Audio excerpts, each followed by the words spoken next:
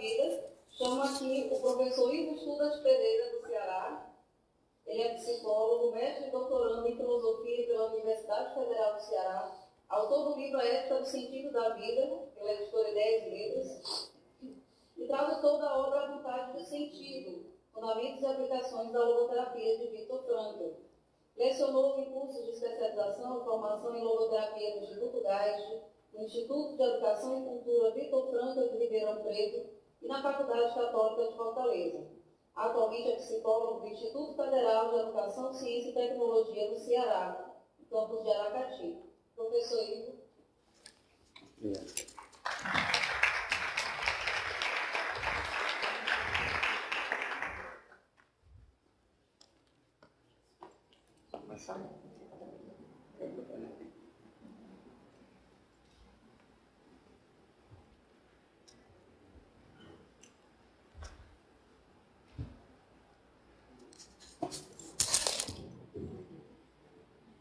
Bom dia a todos, né? Agradeço aí a presença num horário tão cedo, né? Bom, basicamente, queria antes de começar também agradecer e parabenizar a comissão local, a Tatiana, presidente do Congresso, aqui pelo primor e o cuidado e o zelo na organização desse evento. A gente sabe que um congresso em nível nacional não é fácil de se organizar e a gente está tendo, vamos dizer assim, a felicidade de ver um congresso brasileiro de logoterapia na área existencial no interior de uma universidade pública, né? Que é muito interessante, é um grande avanço. Então, fico aqui as minhas congratulações aí à equipe local de organização do congresso e à Blay pela iniciativa, né? Bom, eu queria conversar hoje com vocês sobre esse tema, a ética do sentido da vida. Basicamente, diz respeito a um trabalho que começou, a uma investigação que começou na minha graduação e, fundamentalmente, se baseia na necessidade que eu tive, pessoalmente, de sistematizar a logoterapia, de conseguir, de alguma forma, dar uma inteligibilidade mais sistemática à logoterapia. A gente sabe que Frankl se dizia sistemático, né? E concordava com essa ideia de que sua teoria formava um sistema. Até citava Ortega y Gasset dizendo que o sistema era o orgulho do pensador, né? Então, de certa forma, ele assumiu para si essa ideia realmente de que a logoterapia na análise existencial formaria um sistema teórico. E eu concordo com isso. O problema, do meu ponto de vista, se dava na exposição desse sistema. A gente vê que as obras de Frankl se sobrepõem muito, né? Você tem aí uma série de livros que já foram traduzidos para o português e há muita retomada, né? Geralmente o Frankl está se repetindo, talvez até como método, né? Então, existe muita sobreposição, você tem que ler muito para avançar pouco, de certa forma, né? Então, as minhas inquietações começaram por aí. Depois que eu consegui, assim, de certa forma, avançar um pouco nessa noção do que seria esse sistema, eu percebi que existia realmente um tema ali que atravessava toda a obra de Frankl, né? Tanto na perspectiva mais teórica quanto nas aplicações práticas. E para mim era muito claro que se tratava de uma preocupação ética. Então, basicamente, essas inquietações deram origem à minha pesquisa, que hoje eu continuo, vamos dizer assim, que eu estou dando continuidade no doutorado em filosofia. Você pode passar, por favor? Faço aqui um convite inicial para que quem estiver no Facebook, se quiser acompanhar, estou sempre postando, discutindo temas em logoterapia nessa página de divulgação do meu livro, Logoterapia e Ética do Sentido da Vida. Fica aí o convite, né? E o convite também para que vocês possam acompanhar a página da Ablai, né? Muito importante também, as novidades estão sempre aparecendo por lá, então fica esse convite. Antes da gente começar, queria mais uma vez esclarecer que a minha pesquisa se deu no âmbito teórico, no sentido de que eu procurei trabalhar os fundamentos filosóficos da logoterapia. Na verdade, minha preocupação se deu, tive como objetivo, nesse sentido, apresentar Viktor Frankl também como um filósofo, como um pensador de relevância para a filosofia contemporânea. A gente sabe que é um problema hoje, né? No Brasil, tendo a perceber, não sei se essa percepção é a mesma de vocês, mas o Frankl, quando é apresentado nos círculos de psicologia, ele geralmente é rejeitado em geral, né? Claro, existem exceções, mas ele, de certa forma ele é rejeitado, entre aspas, sob a alegação de que ele seria um filósofo. E nos círculos de psicologia, geralmente, e nos círculos de filosofia, ele geralmente é rejeitado por ser tido como um psicólogo. Então, é interessante a gente sublinhar a natureza limítrofe do pensamento de Frankl, né? Então, ele tinha consciência disso, né? Ele sabia que estava se movimentando entre 2 ou 3 áreas de pensamento o tempo todo, e esse diálogo é constante na obra dele. Então, essa citação diz o seguinte: o campo em que entramos com a logoterapia, e mais ainda com a análise existencial, é um campo fronteiriço entre a medicina e a filosofia. Paralelamente, também a pastoral médica se move numa linha divisória, entra na fronteira entre a medicina e a religião. Já se sabe que quem anda sempre a mudar de país, atravessando a fronteira, é observado com desconfiança dos 2 lados. Então essa imagem do viajante que está sempre a cruzar a fronteira é muito rica. Essa desconfiança que é sentida dos 2 lados da fronteira me traz muito essa imagem disso que eu enfrentei ao longo desses anos, e creio que também seja a história de muitos aqui, no sentido de encontrar essa resistência ao pensamento frankliano, né? Esse não lugar. Mas esse não lugar, na verdade, diz respeito a esse caráter limítrofe. Ele está sempre dialogando, ele está sempre partindo de um diálogo entre filosofia, psicoterapia, filosofia, religião. Então, psicoterapia e religião. Então ele tinha uma preocupação muito rica nesse sentido de promover esse diálogo. Pode passar, por favor. Então, curiosamente, até criticando com uma certa ironia o anti-intelectualismo médico da sua época, Frankl costumava dizer o seguinte, né? Senhoras e senhores, eu possuo doutorado em medicina e filosofia, mas geralmente eu não menciono isso. Conhecendo os meus caros colegas de Viena, temo que digam, não que o Frankl é 2 vezes doutor, mas sim que é um médico pela metade. Então, assim, ele tinha noção de que existia um certo incômodo decorrente dessa interdisciplinaridade do pensamento dele. Pode passar, por favor. Mas o meu interesse diz respeito à apresentação da obra, do sistema de Frankl como um pensador da filosofia contemporânea. Meu objetivo seria que ele fosse lido, pudesse ser lido como também um pensador de relevância para a filosofia contemporânea. Nas reflexões autobiográficas do Frankl, ele diz o seguinte: não creio, porém, que eu tenha sido alguma vez verdadeiramente grande pensador. Uma coisa eu posso ter sido, um pensador consequente, que vai às últimas consequências. Isso aí, na verdade, foi uma referência ao convite, na verdade não, de certa forma, ao desafio que Kant coloca na Crítica da Razão Prática, quando diz que ser consequente é a maior obrigação de um filósofo, e é contudo que mais raramente se encontra.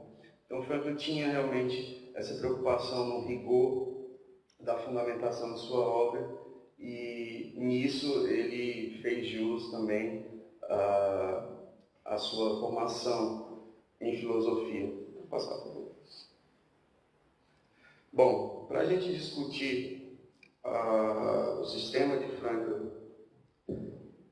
segundo esse modelo que eu propus na minha investigação inicial, a gente tem que ter um ponto de partida, né? Claro que todo sistema passa, vamos dizer assim, tem um caráter circular, talvez espiral, quer dizer, você tem que dar uma volta, mas o que de certa forma implica que você pode começar de qualquer lugar, mas eu resolvi começar pela questão da liberdade, né? Então, para a gente falar de ética, obviamente a gente tem que falar de liberdade, e liberdade é um tema central no pensamento frankliano, né? Quando falamos no espiritual, e Frankl prefere essa colocação, essa formulação como um falso substantivo, né? Você usa um adjetivo para não dar a noção de substância. Então ele fala, quando falamos no espiritual, trazemos à tona precisamente o núcleo de compreensão da humanidade que torna possível a discussão moral. É óbvio que se nós não fôssemos livres, não teríamos a capacidade de julgar as nossas ações. Todos seríamos determinados em última instância e, na impossibilidade de uma escolha, teríamos todos que nos submeter a um ser assim e um não poder ser de outra forma, o que não é o caso. A liberdade para Frankl, trabalhada inicialmente nessa questão da dimensão espiritual, diz respeito exatamente a esse núcleo de compreensão do fenômeno humano que defende a possibilidade de escolha, uma escolha sempre situada, uma escolha que não é em nenhum momento tida como absoluta, mas que faz toda a diferença quando a gente vai falar do florescimento humano. Bom, como é que Frankl definia essa dimensão espiritual, né? Isso é uma discussão que esse termo causa muitos problemas, né? Geralmente tende-se a associar essa expressão ao contexto do sagrado, ao contexto religioso. Mas Frankl tinha uma noção, se ocupou de categorizar esse conceito de uma maneira bem precisa. Então, numa primeira formulação, a gente pode pensar, cito, no momento em que o homem reflete sobre si mesmo, ou se for preciso, rejeita a si mesmo, quando quer que ele faça a si próprio de objeto ou aponte objeções a si mesmo, no momento em que o homem manifesta sua consciência de si, ou quando quer que exiba seu ser consciente, aí o ser humano atravessa a dimensão espiritual. De fato, ser consciente pressupõe a exclusiva capacidade humana de elevar-se sobre si, de julgar e avaliar as próprias ações e a própria realidade em termos morais e éticos. Essa seria uma primeira formulação, que complementa uma segunda, e aqui eu cito novamente. E aquilo que consegue se colocar em contraposição a tudo o que há de social, corpóreo e mesmo ainda psíquico no homem é denominado por nós o elemento espiritual nele. O elemento espiritual já é, por definição, justamente apenas o elemento livre no homem. Só denominamos desde o princípio pessoa, em geral, aquilo que pode se comportar livremente, sem levar em conta que estado de coisas está em jogo. Então veja bem, Frankl parte exatamente dessa noção de dimensão espiritual como a dimensão livre, distintiva do homem, aquela dimensão que nos estratos do ser vivente, tal como Max Scheler pensou, distingue o homem na medida em que o descola dessa necessidade da relação entre um instinto e meio. Não que o ser humano deixe de ser um animal, mas ele é um animal munido da capacidade de autoconsciência. Essa autoconsciência pode objetificar esse relacionamento instinto e meio, e na verdade pode objetificar, pode tomar distância até mesmo dos nossos condicionamentos psíquicos, da nossa formação mental, da educação que a gente teve, do tipo psicológico a que a gente pertence, da nossa dinâmica dos afetos. Então, Frankl parte dessa ideia de que a consciência a respeito desses níveis de condicionamento dizem respeito ao ponto de partida, quando a gente vai falar do espiritual no homem. Vou passar, por favor. Bom, dimensão espiritual, então, diz respeito exatamente essa, numa primeira análise, a esse caráter de liberdade do ser humano. Essa figura aí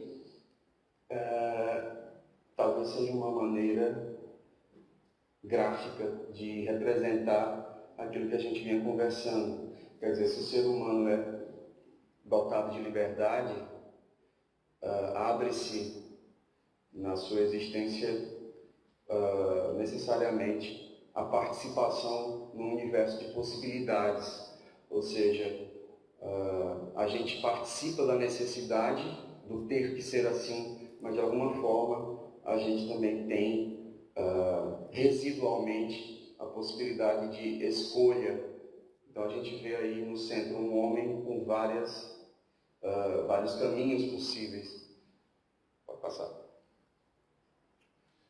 Para a gente entender, vamos dizer assim, a centralidade do conceito de liberdade e a sua implicação necessária com a relação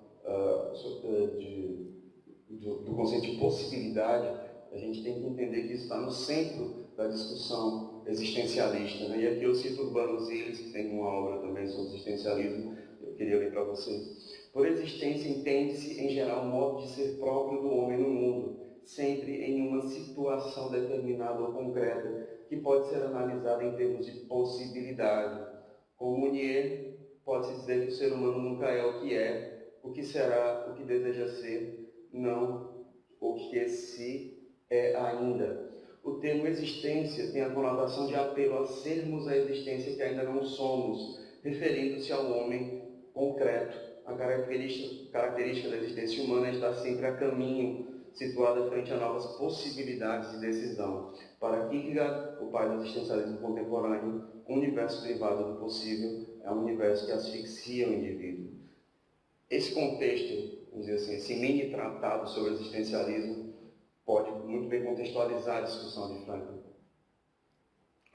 Nas minhas aulas eu costumo usar esse esquema meu tosco que eu fiz no Paintbrush, no Paint, do Windows, mas exatamente para tentar representar essa noção de que o ser humano é necessariamente só pode ser entendido concretamente num horizonte situado de possibilidades, né? Então coloco aí a ideia de um homem, cada X desse eu costumo representar como a ideia de possibilidade.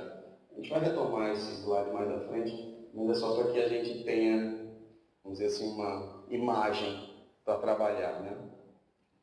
Então, diante da ideia de liberdade, surge inevitavelmente a problemática ética. O que eu quero dizer com essa problemática ética? Bom, a gente pode pensar em duas perguntas fundamentais. Em que deve consistir minha responsabilidade? Que parâmetros, que caráter normativo devem organizar minha liberdade? Quer dizer, se eu sou livre, existem possibilidades.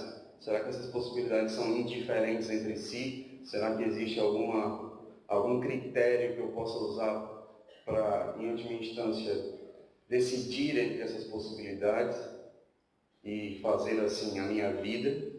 Ou não? Em última instância, como é que eu devo viver? Essa é a pergunta fundamental da ética.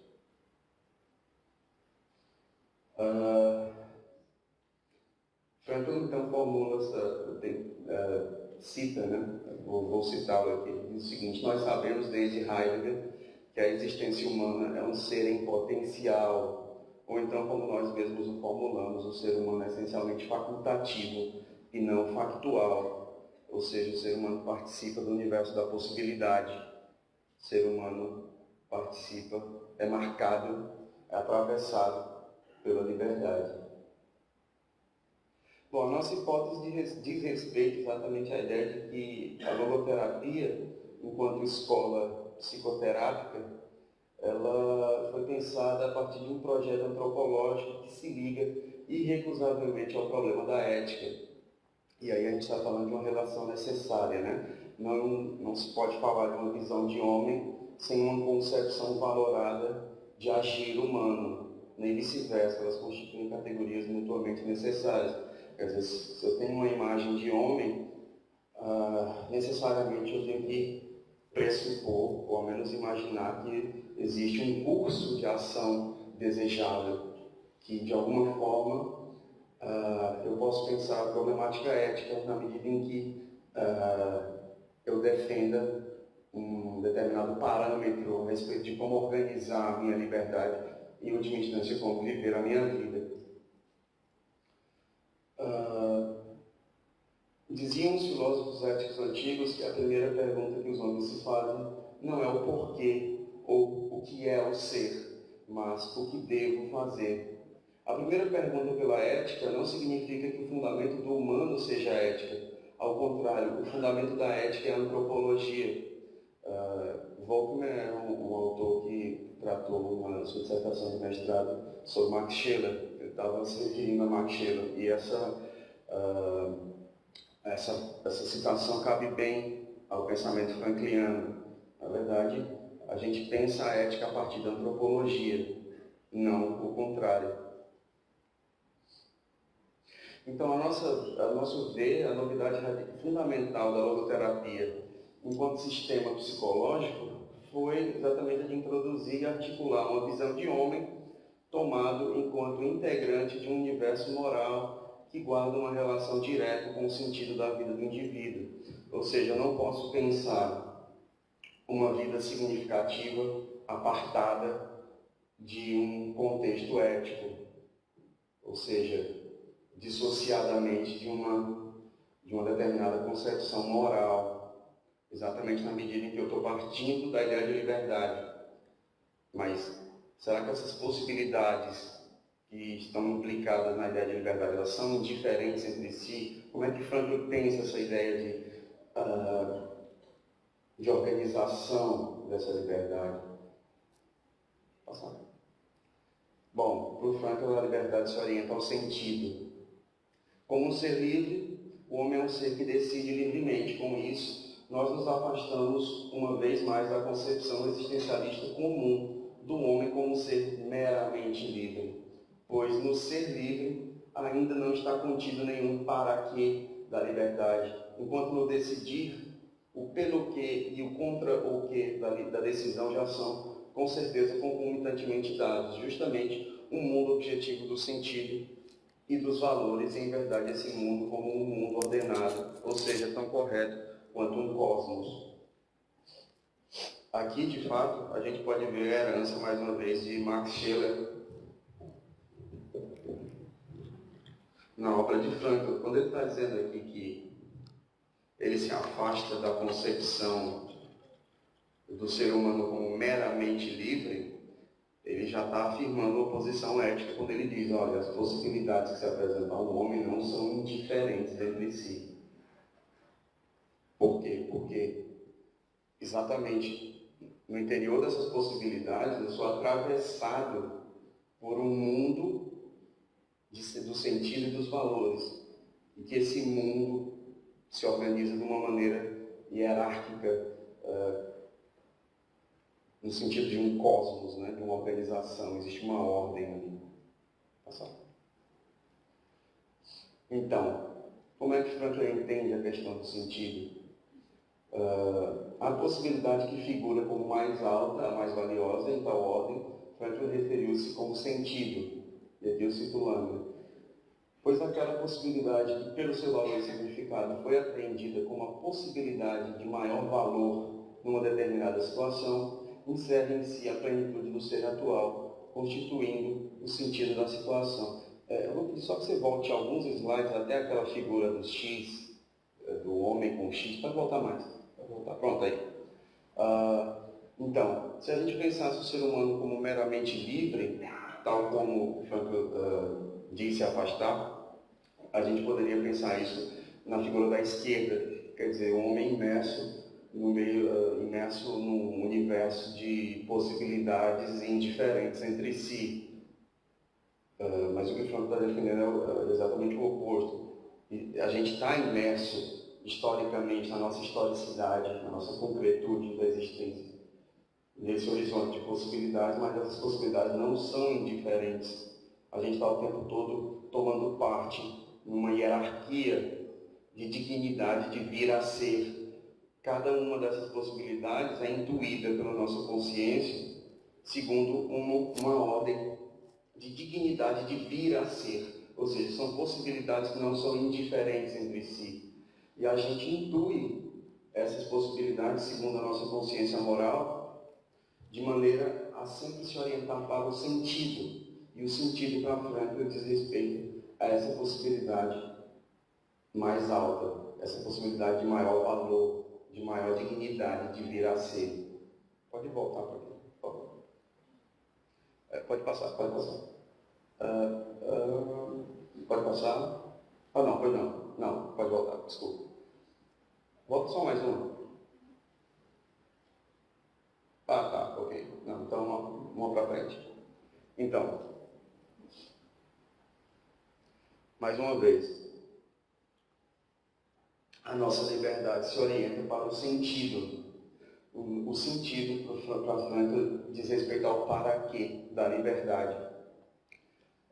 E aqui ele cita, essa citação é muito rica, ele diz o seguinte, está criticando uma concepção mais geral do existencialismo, né? Apesar de que Franklin dizia que existem tantos existencialismos quanto existencialistas, quer dizer, cada um tem a sua forma de pensar o existencialismo, mas ele diz o seguinte, tais autores costumam falar em ser no mundo.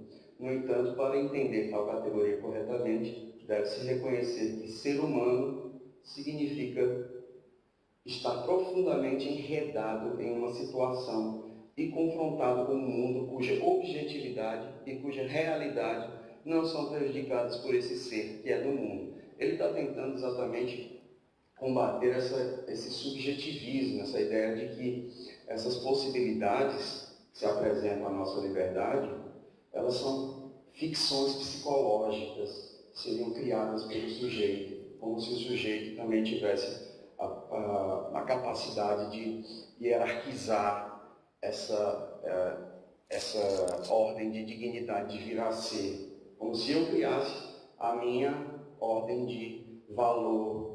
Que Frank está dizendo exatamente o oposto. Essa ordem, esse chamamento, esse caráter de exigência do sentido diz respeito ao fato de que ele não se funda na minha subjetividade. Se ele se fundasse na minha subjetividade, meramente, quer dizer, se eu criasse essa ordem, se eu simplesmente, subjetivamente, fundasse uma hierarquia de possibilidades a partir da minha cabeça, a partir da minha subjetividade, das minhas experiências, meramente falando, eu não sentiria, em última instância, um apelo, não sentiria convocado a agir. Eu não experimentaria a legitimidade desse chamado. Franklin usa, para ilustrar essa situação, né, talvez de uma forma mais concreta, ele usa uma das metáforas que ele usa é a do jogo de xadrez, né? Ele até cita, né, que, bom, quando eu estou falando de sentido da vida, eu estou me referindo a um sentido concreto, um sentido que sempre diz respeito a um universo particular de possibilidades de um determinado sujeito, quer dizer, eu não estou falando do sentido da vida em geral, como assim? Eu quero saber o sentido da vida em particular, mais uma vez rememorando aquela figura do homem imerso naquele mar de cruzinhas, né, de X, cada uma com uma possibilidade. E esse quadro vai mudando a cada instante, exatamente porque ser é ser em situação. E para Franklin, ser em situação significa ser questionado. A gente vai ver agora. Pode passar, por favor. Então, assim nós vemos também como ingenuamente é colocada a pergunta pelo sentido da vida, enquanto ela não for colocada em toda a sua concretude, na concretude do aqui e agora. O sentido, portanto, vincula-se sempre à unicidade da situação e da pessoa em questão. as possibilidades em cada homem, que cada homem tem para si, e exclusivamente para si, são tão específicas como as possibilidades que a situação histórica oferece no seu caráter irrepetível. Mais uma vez, a gente não tem como sair de uma situação, de um universo de possibilidades, sem entrar num outro universo de possibilidades. A gente está sempre em situação. Esse caráter concreto da situação, Frank ilustra até com uma história, né? Queria dar uma palestra a respeito do sentido da vida, e um rapaz o abordou antes, né, dizendo assim: olha, doutor Frank, eu queria muito assistir a sua palestra, mas eu tenho um jantar com os pais da minha noiva e eu não vou poder. O senhor podia só adiantar aqui entre nós qual é o sentido da vida, porque eu estou apressado? Então, ele diz o seguinte: olha, você pensar isso é a mesma coisa que você, de repente, perguntar para um grande mestre enxadrista qual é a melhor jogada em xadrez. Vai dizer, como assim? Não existe uma melhor jogada em xadrez se você não se referir a um quadro concreto de possibilidades de jogada. Então, assim, você tem que estar com um tabuleiro armado para poder falar de melhor jogada. E esse tabuleiro armado diz respeito à concretude, metaforicamente, da nossa existência. Quais são as possibilidades que a gente tem nesse momento? Como é que a gente avalia a melhor jogada? Um princípio geral de xadrez, que eu acho que a maioria dos mestres em xadrez poderiam concordar, seria a ideia de que você não pode perder sua rainha, você tem que preservar sua rainha. Mas, dependendo da situação, perder a sua rainha pode ser a melhor jogada. Então, assim, Franklin não estava querendo falar do sentido da vida em termos abstratos, ele se referia ao sentido da vida sempre com referência a esse quadro concreto de possibilidades. Passar, por favor. Aqui chegamos a outro argumento central na filosofia de Viktor Frankl. Ser humano é, como vimos, ser sempre em situação, e o ser em situação equivale a ser questionado. Cada situação de vida encerra uma pergunta examinada copernicana de Frankl, segundo a qual não cabe a nós perguntar pelo sentido da vida, mas sim reconhecer que nós é que devemos responder por esse sentido. Todo o nosso ser não é mais que uma resposta, uma responsabilidade de vida. O modo como essas possibilidades se conformam à nossa consciência, se apresentam à nossa consciência, por Frankl, diz respeito, lembra muito a ideia de uma pergunta, de um questionamento. Cada situação pede uma resposta, e aqui ele não está falando de uma resposta intelectual, né? Ele não está dizendo, bom, vou pensar aqui e vou resolver. Não, para ele essa resposta diz respeito a uma ação concreta, a uma escolha, um curso de ação. O pressuposto frankliano aqui é o de que quanto mais o homem apreender esse caráter de missão que a vida tem por si, tanto mais lhe parecerá carregada de sentido a sua vida. Enquanto o indivíduo enfraquecido em sua consciência da responsabilidade encara a vida como algo simplesmente dado, a análise existencial ensina-o a vê-la com o caráter de algo que é encomendado. O que é essa ideia de encomendado? Frankl quer dizer o seguinte: olha, essas possibilidades que estão se apresentando a vocês nesse momento histórico da sua vida, esse momento irrepetível, esse quadro geral de possibilidades, nesse instante, só diz respeito a você. Ninguém mais no mundo, na história da humanidade, vai ter essas mesmas possibilidades, que inclusive são fugidias. Daqui a pouco, de repente, elas não estão mais aí, você vai entrar em outra situação. Então é o seguinte: isso é encomendado, no sentido de que é personalizado, isso é para você, a vida é sua, você tem que responder por ela, porque ninguém pode fazer isso por você. É isso que Frankl quer dizer com essa ideia de que a análise existencial ensina a ver o homem, ensina a ver, na verdade, esse quadro de possibilidades como algo que é encomendado. Passa, por favor. Então, a nossa tese preliminar é de que, quando tratamos a questão do sentido, nos defrontamos com uma categoria ética. Trata-se de um dever ser personalíssimo, ou seja, que não pode ser assumido por outra pessoa, só diz respeito àquela pessoa particular, numa determinada situação única e irrepetível. De um dever ser personalíssimo que alimenta a aspiração mais básica do ser humano. O imperativo do sentido, né? Não se trata, portanto, de uma lógica, mas de uma axiológica.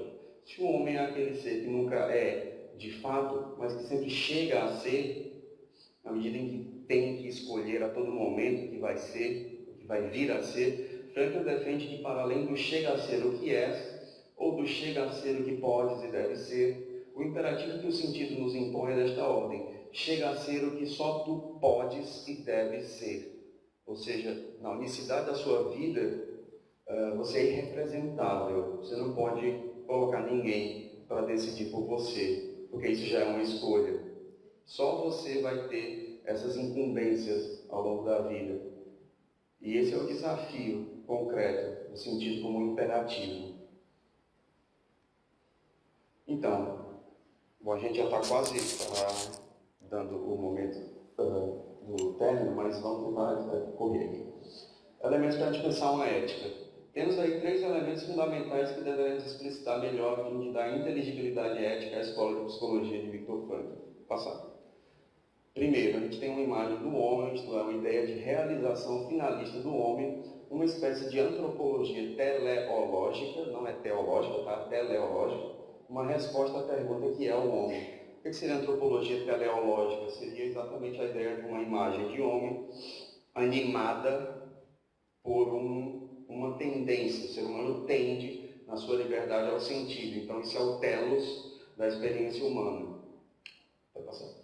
A gente tem uma visão da praxis humana, quer dizer, uma ideia de ação humana valorável, polarizada a partir de um telos, como a gente viu, que é o sentido, né? Que o define como homem. Resposta à pergunta que deve fazer o homem. Mais um. E a gente tem a ideia de bem finalístico, a própria noção de bem finalístico, eudaimonia, resposta à pergunta o que quer o homem. Passar. Bom, aí eu faço um diálogo com o filósofo britânico Alasdair MacIntyre, que vai discutir na obra After Virtue exatamente por que existe esse impasse contemporâneo para pensar a questão da ética. Né? Então, ele diz assim, tudo isso implica aceitar analogicamente o esquema tríplice explicitado por MacIntyre, quando este, no intuito de expor-se diagnóstico a respeito do fracasso do projeto iluminista em justificar as crenças morais, afirma que um ancestral histórico comum às formulações modernas deste tempo é a ética a Nicômaco, de Aristóteles. A gente vai entender melhor isso. MacIntyre cita Kant, Hume, Diderot e Kierkegaard, afirmando a existência de uma estratégia argumentativa comum entre os 4, no sentido de justificar a moralidade. Todos partem de premissas a respeito da natureza humana, conforme a entendem, e pretendem chegar a conclusões sobre a autoridade das normas e dos preceitos morais. Quer dizer, eles têm um discurso sobre o que seria o ser humano, tem uma imagem de homem, e tem a ideia de normatividade, a ideia de preceitos morais. Mas aí o argumento dele é de dizer a raiz do fracasso de tal empreendimento estaria lançada no fato de que haveria aí uma discrepância ineradicável entre esses dois conceitos-chave, natureza humana e normatividade. Quer dizer, eles partem de uma ideia de homem e de uma ideia de preceitos éticos, mas chega à conclusão de que esses autores todos, principalmente do período iluminista, eles tentam conciliar esses dois polos, mas não conseguem. Ou seja, a normatividade, o pensamento ético, os preceitos éticos não se coadunam, não conseguem conciliar com a ideia de natureza humana. Está sempre contraposto, estão sempre contrapostos à natureza humana. Vou passar. O autor procura logo acusar o ancestral histórico que levou à problematização de tal esquema, afirmando que a exclusão moderna do elemento teleológico é o que veio a minar as pretensões do projeto. Quer dizer, eles têm uma noção de homem, mas eles perderam a noção de telos, a noção de que o homem tende a algo. A liberdade humana se orienta a partir de um telos passado. Então, a contradição intrínseca do projeto iluminista redundou em fracasso exatamente por tentar descobrir uma base racional das suas crenças morais no solo de uma compreensão específica sobre a natureza humana, tendo, contudo, herdado um conjunto de mandados morais e um conceito de natureza humana sem instrução, que foram expressamente criados para serem discordantes um do outro. Vai passar. Isto é, os modernos, sem reconhecer a especificidade de seu contexto histórico-cultural, herdaram os elementos de uma conjuntura anterior, aí ele está se referindo a Aristóteles, que fornecia um esquema tríplice e não duplo. Quer dizer, o esquema aristotélico parte de 3 elementos. O esquema de justificação da moralidade nos modernos parte de uma duplicidade. A gente vai entender isso já já.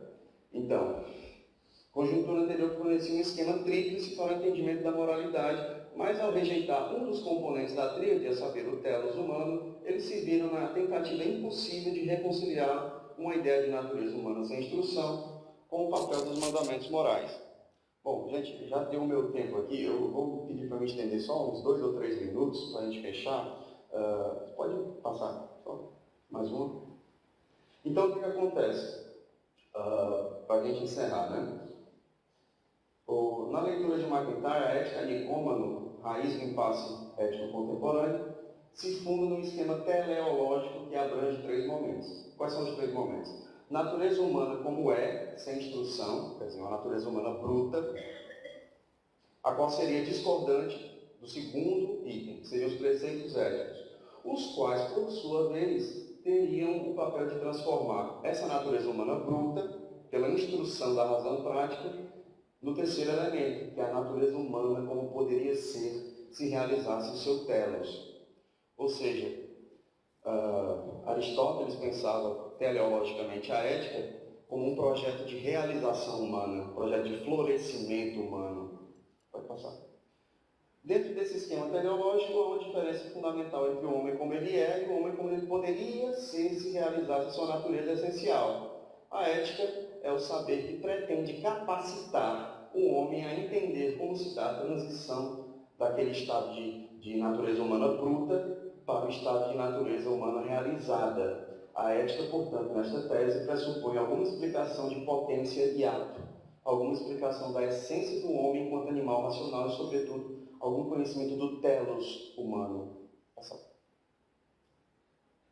Então, a gente defende aqui a tese de que o Frank retoma essa perspectiva teleológica. Quer dizer, esses 3 elementos, né, natureza humana bruta, sem instrução, a ideia de preceitos morais, de ética, de telos, e a ideia de uma natureza humana, como seria uma natureza humana, a partir da realização desse telos.